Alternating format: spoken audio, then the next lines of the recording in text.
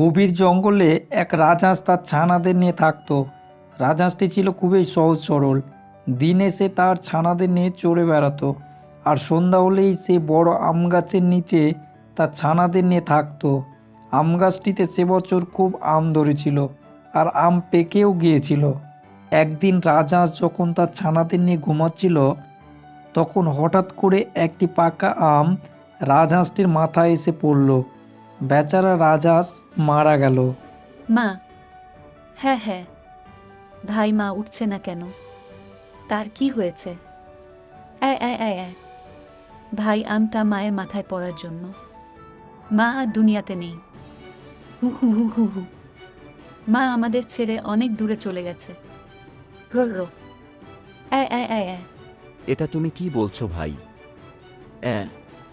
রাজহাঁসটি মারা যাওয়ায় তার ছানারা অনেক কান্নাকাটি করে, আর তাকে কিভাবে দাফন করাবে সে বিষয়ে বনের অন্য পশু পাখিদের সাথে আলাপ করবে বলে ভাবল। ভাই, মাকে দাফন করার জন্য বনের অন্য পশুদের প্রয়োজন।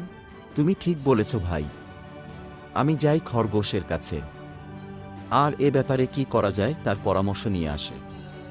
তাই রাজহাঁসটির একটি ছানা পৌঁছালো একটি খরগোশের কাছে। সে গিয়ে খরগোশকে সব কথা জানালো, কিন্তু খরগোশের এ বিষয়ে কিছু জানাই ছিল না। তাই খরগোশটি কোনো কিছু না বলেই সেখান থেকে চলে গেল। তারপর রাজহাঁসটি পৌঁছালো একটি ভাল্লুকের কাছে, কিন্তু ভাল্লুক যে কথা বলল তা ছানাটির পছন্দ হলো না, তাই সে সেখান থেকেও ফিরে গেল। তারপর সে পৌঁছালো একটা শিয়ালের কাছে। এটা কোন কথা হলো? বেট, এটা তো আমার বাম হাতের খেলা। তুই সব আমার উপর ছেড়ে দে, আমি এটার ব্যবস্থা করে দেব। তোদের এ বিষয়ে চিন্তা করার কোনো প্রয়োজন নেই। তুমি সত্যি বলছো মামা? তুমি সব কিছু করে দিবে তো? আমারা তো এখন অনেক ছোট, এ বিষয়ে কিছুই জানি না। তুমি এত ব্যস্ত হজো না, এ বিষয়ে আমি সব কাজ করে দিব। ও মামা, তাহলে আমরা তোমার ভরসায় থাকলাম। আর তখন শিয়াল রাজহাঁসটি মুখে করে সেখান থেকে চলে গেল। সে একটা নির্জন জায়গায় পৌঁছালো। তারপর সে রাজহাঁসটিকে কবর দেওয়া তো দূরের কথা, তাকে খেয়ে ফেলল। আর রাজহাঁসটি ছানাদের কাছে এসে বলল যে তার মাকে কবর দেওয়া হয়েছে। বাচ্চারা, এইমাত্র তোমার মাকে কবর দিয়ে আসলাম। আজ থেকে তোমরা আমার ছানা। এখন থেকে তোমরা আমার সাথে আমার গুহায় থাকবে। শিয়ালের এই কথা শুনে একটা ছানার খুব সন্দেহ হলো, এবং শিয়ালের কথায় রাজি হলো না। না মামা, মা নেই তো কি হয়েছে? আমার ভাই বোনদের আমি সামলে রাখতে পারবো। আচ্ছা ছানারা, আজ রাতে তোমরা কোথায় ঘুমাবে? আমরা ঝোপের আড়ালে থাকব, বেল গাছের নিচে।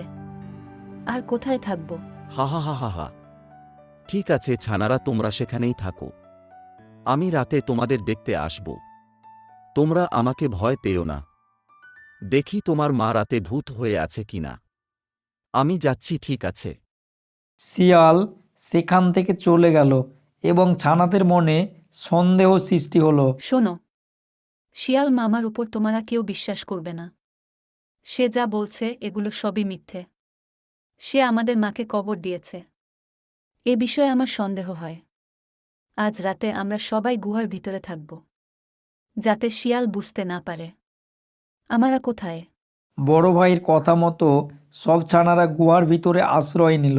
শিয়াল রাতে আম গাছের কাছে এলো, এবং ওরা কাউকে দেখতে পেল না। শিয়াল ছানাদের না দেখতে পেয়ে সেখান থেকে চলে গেল। পরের দিন সকালে শিয়ালটি আম গাছের কাছে এলো, আর দেখলো রাজহাঁসের ছানারা ওখানেই আছে। আরে ছানারা, কাল রাতে তোমরা কোথায় গিয়েছিলে? আমি কাল রাতে এসেছিলাম, আর তোমাদের তো কাল রাতে দেখিনি। মামা, আমরা গুহার ভেতরে গিয়েছিলাম, তাই তুমি এসেছিলে আমরা বুঝতেই পারিনি। হুঁ হুঁ, মা মোরা ছানারা, তোমরা কতই না কষ্টে আছো, আর কত হেনস্থায়ী না আছো তোমরা। আল্লাহ কেনই তোমাদের শাস্তি দিল কে জানে। বাদ দাও মামা, সবই আমাদের ভাগ্যের লিখন। তোমরা ভয় পেও না, আমি সব সময় তোমাদের পাশেই আছি, বুঝেছ? আমি যাচ্ছি, রাতে আবার আসব। না মামা, এটার প্রয়োজন নেই। আমি সব সামলে নেব। এই কথা বললে কি হয় যে আমি তোমাদের দেখতে আসব না?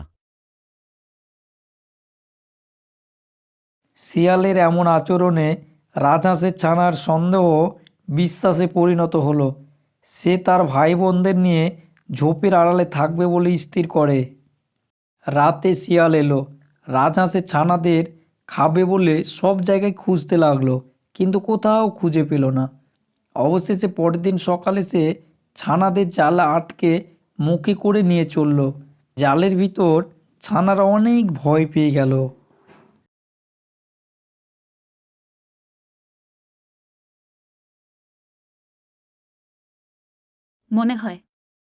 মনে হয় আজই আমাদের শেষ সময়।